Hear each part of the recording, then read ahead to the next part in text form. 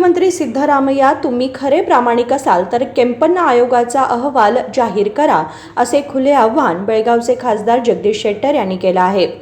बेळगावमध्ये माध्यमांशी बोलताना जगदीश शेट्टर यांनी सीएम सिद्धरामय्या यांना त्यांच्या प्रामाणिकतेविषयी प्रश्न केला. सिद्धरामय्या सतत प्रामाणिक असल्याचे सांगतात, पण त्यांचे वागणे या दाव्याशी सुसंगत नाही.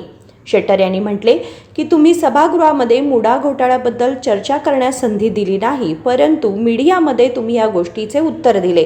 तुम्ही चुकीच्या पद्धतीने वागलात असे तुम्हाला समजेल, असा टोला त्यांनी लगावला.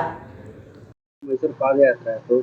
ಈಗ ಬಳ್ಳಾರಿ ಪಾದಯಾತ್ರೆಗೂ ಕೂಡ ಸಿದ್ಧತೆಯನ್ನು ಮಾಡಿದ್ರೆ ಕಳೆದ 2 ದಿನಗಳ ಹಿಂದಷ್ಟೇ ಯತ್ನಾಳ್ ಮತ್ತು ರಮೇಶ್ ಜಾರಕಿಹೊಳಿ ಅವರ ನೇತೃತ್ವದಲ್ಲಿ ಸಭೆ ಕೂಡ ಆಯಿತು.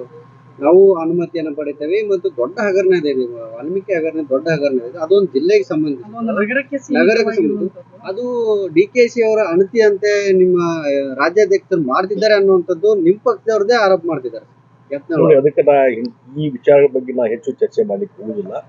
ಎಲ್ಲ ವಿಚಾರವನ್ನ ವರಿಷ್ಠರು ಗಮನ ಹರಿಸಿರ್ತಾರೆ.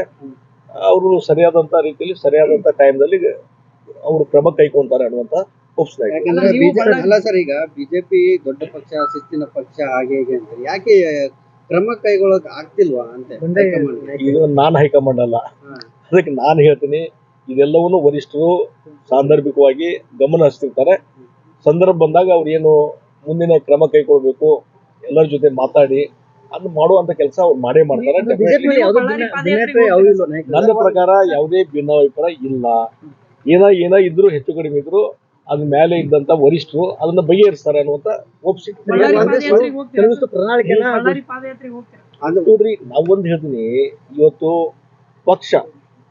ಪಕ್ಷಕ್ಕೆ ಬದ್ರಿದಂತ ವ್ಯಕ್ತಿ ನಾನು.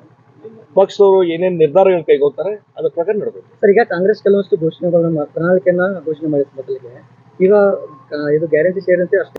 मुडा घोटाळ्यामध्ये मुख्यमंत्री सिद्धरामय्या यांनी राजीनामा न दिल्यावर प्रतिक्रिया देताना जगदीश शेट्टर म्हणाले की आम्ही विरोधी पक्ष म्हणून लोकांसमोर गेलो आणि पदयात्रेच्या माध्यमातून सरकारच्या चुकीबद्दल जनजागृती केली.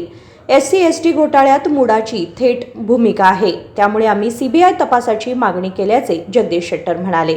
राजशेखर हिरेमठ, KMM मराठी, बेळगाव.